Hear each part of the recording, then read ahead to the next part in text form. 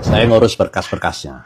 Dari berkas-berkas itu ada yang aneh gitu. Ya. Salah satunya, kenapa foto-foto di berkas itu yang dia sudah selesaikan tidak sama dengan orang yang mau dicalonkan jadi gubernur. Ini ada permainan besar yang harusnya mulai diungkap. Yang terpilih ini perampok loh, saya bilang. Perampok dengan cara yang canggih. Sahabat saya Mulyadi dari UI mengatakan ini makhluk yang dikirim dari neraka untuk merusak Indonesia ini. Waduh.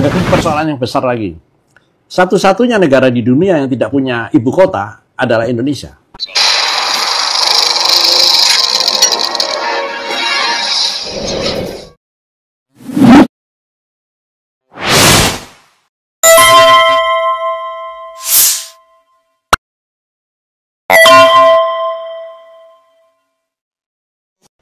Assalamualaikum warahmatullahi wabarakatuh. Pemirsa, manusia ini dikirim dari neraka, ya. Ini adalah kalimat-kalimat hiperbolik, ya. Mana ada sebetulnya manusia dikirim dari neraka, nggak ada. Tetapi menggambarkan bagaimana sebuah konspirasi jahat gitu ya, pemirsa. Dan untuk apa? Buat porak-porandakan Indonesia. Dan dokumennya itu ngeri ini, ya. Ini kalau dikemukakan oleh Dr. Zulkifli menemui Denny Iskandar soal dokumen yang ngeri itu, ya, yang dikatakan bahwa itu jelas foto orang lain, bukan Jokowi, ya.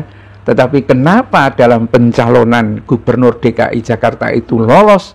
Nah, disinilah modus operandi dijalankan bukan hanya oleh Jokowi, tetapi kekuatan besar, ya, yang mengirim manusia ini dari neraka.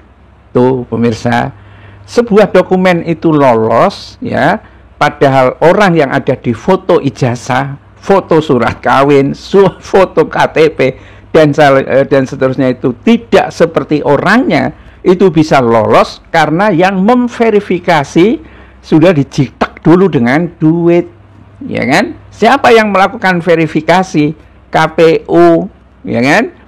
Jadi dokumen apapun yang dibawa kemudian diserahkan ke KPU, yang melakukan verifikasi adalah KPU.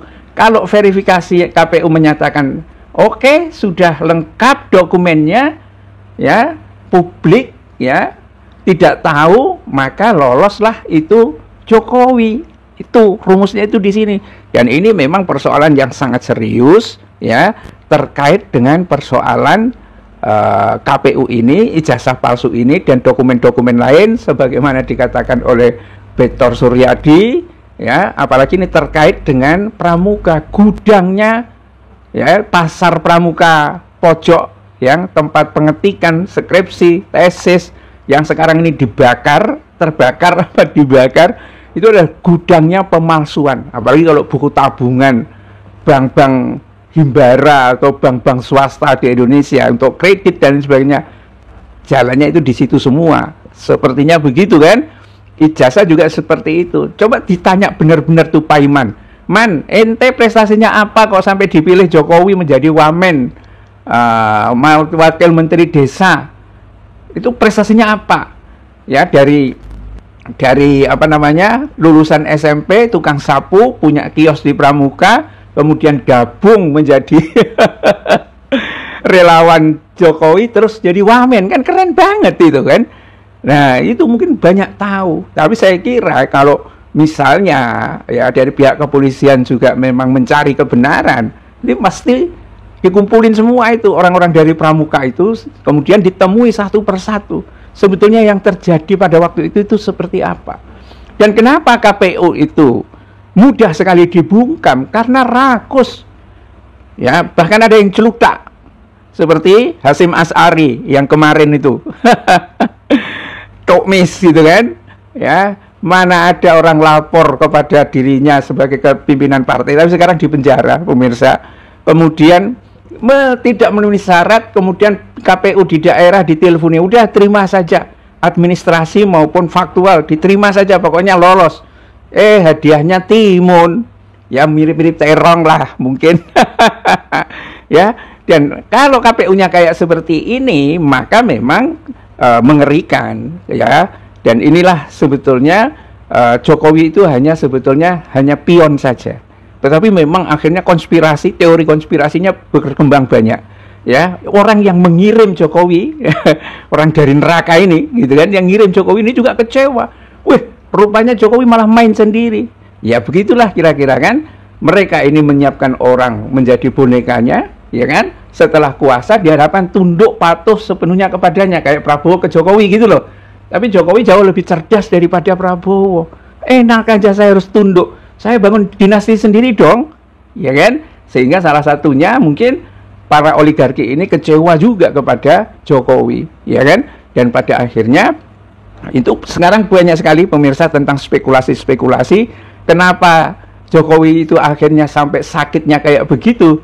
Ya, itu ada pil-pil kimia kabarnya gitu kan, yang mungkin disisipin gitu kan melalui orang-orang dekatnya atau apa, sehingga menderita seperti itu. Gagal ginjal, ya kan, autoimun dan lain sebagainya. Artinya di kalangan mereka sendiri juga pada akhirnya tarung, berkelahi sendiri, cuma tidak begitu tampak oleh publik itu, ya.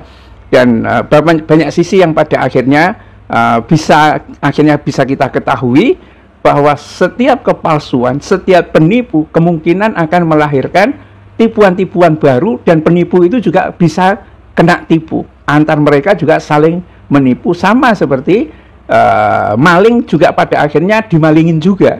Jadi ada korupsi besar nih misalnya kan, terus merintahkan anak buahnya gitu kan, nih bikin bendera partai ya, 10 miliar, paling yang dipakai itu hanya 1 miliar aja, itu dibagikan ke anak-anak buahnya ya, dikorupsi lagi, yang lainnya pada akhirnya juga korupsi yang lain-lain. Jadi hasil korupsi itu juga pada akhirnya dikorupsi. Kalau enggak, dia akan membakar jiwanya semua. Hampir seperti itu. Ini perkembangannya pemirsa. Memang tampaknya kalau Jokowi yang kabarnya sudah panik berkenaan dengan ijazah ini, dan tampaknya juga sudah tidak ada yang mau membela dirinya, orang-orang sekelas ketua partai gitu, kecuali partai PSI kan partainya sendiri gitu kan. Yang partai-partai lain pada diem semua, karena mereka semua juga sudah tahu sebetulnya yang terjadi memang itu adalah ijazah palsu.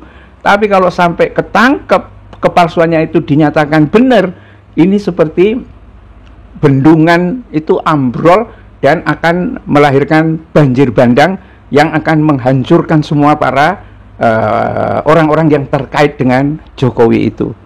Bila taufik wal hidayah. Assalamualaikum warahmatullahi wabarakatuh.